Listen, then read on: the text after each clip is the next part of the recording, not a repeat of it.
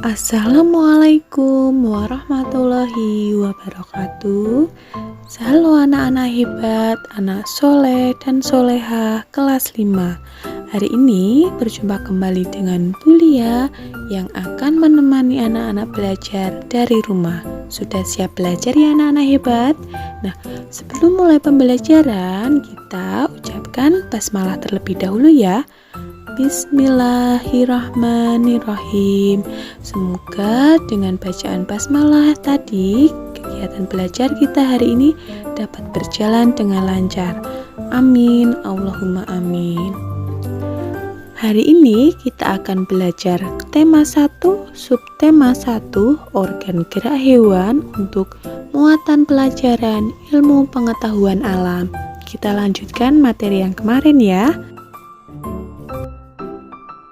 Sebelum mulai ke materi, kita sama-sama membaca untuk kompetensi dasarnya terlebih dahulu.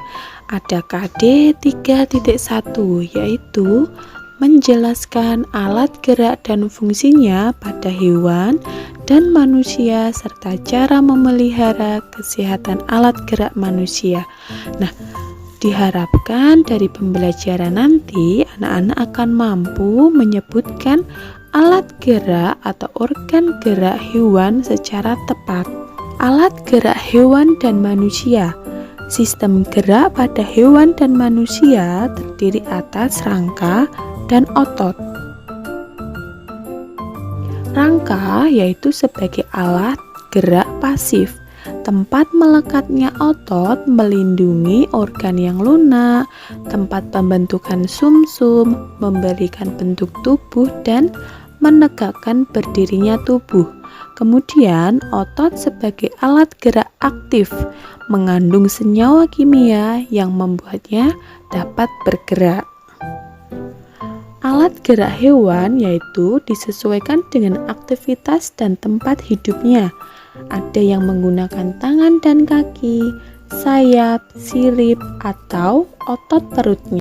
Nah, berdasarkan ada tidaknya tulang belakang, hewan dikelompokkan menjadi dua. Yang pertama ada hewan vertebrata atau hewan yang memiliki tulang belakang, dan yang kedua hewan avertebrata, yaitu hewan yang tidak memiliki tulang belakang. Kita mulai dari hewan vertebrata dulu ya, terdiri dari Pisces atau ikan, kemudian amfibi, lalu ada aves atau burung, reptilia, dan yang terakhir ada mamalia.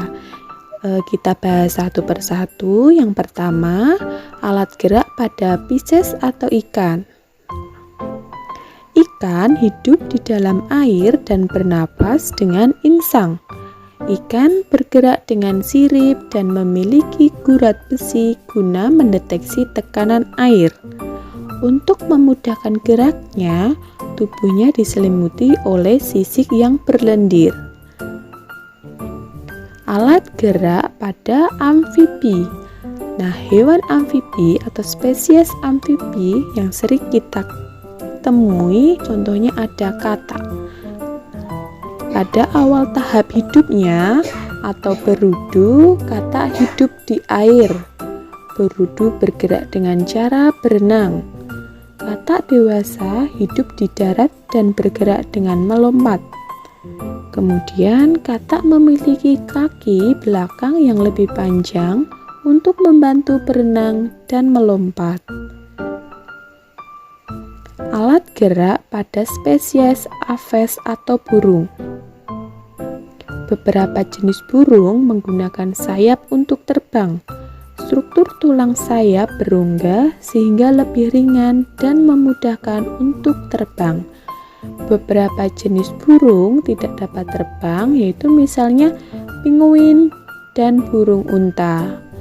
Burung juga mempunyai kaki yang berfungsi untuk berjalan, hinggap, atau mencengkram mangsanya.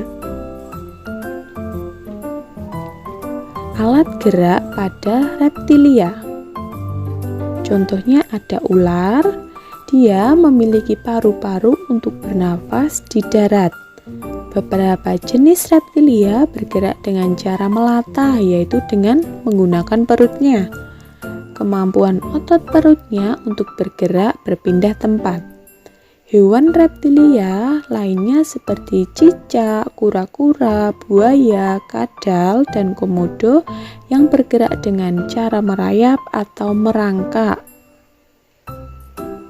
Kemudian alat gerak pada spesies mamalia. Mamalia adalah hewan yang memiliki rambut dan kelenjar susu. Alat gerak mamalia berupa sepasang tungkal depan dan sepasang tungkal belakang. Tungkal dapat berupa 4 kaki, misalnya pada hewan kambing, kuda, kucing, dan contoh pada gambar yaitu hewan sapi. Beberapa jenis mamalia memiliki sepasang tungkal depan yang berfungsi sebagai tangan dan sepasang tungkal belakang yang berfungsi sebagai kaki. Contohnya pada hewan monyet. Ada mamalia yang tungkal depannya menjadi sayap sehingga dapat terbang, misalnya pada hewan kelelawar. Mamalia juga ada yang hidup di air, misalnya paus dan lumba-lumba. Lanjut yang kedua yaitu hewan avertebrata. Ciri-cirinya susunan sarafnya berada di perut, memiliki rangka luar, otaknya tidak dilindungi oleh rangka. Contohnya ada serangga, cacing, ubur-ubur, dan cumi. Nah, cukup sekian materi hari ini. Tugasnya kerjakan aktivitas 8 di LKS tema 1 halaman 23. Apabila ada yang belum jelas, boleh bertanya dengan Ibu melalui kolom komentar di bawah ini atau WhatsApp ke Ibu ya. Tugas tadi anak-anak kerjakan dan hasilnya cukup difoto dan dikirim ke WhatsApp personal ke Ibu. Terima kasih, pembelajaran hari ini Ibu akhiri. Wassalamualaikum warahmatullahi wabarakatuh.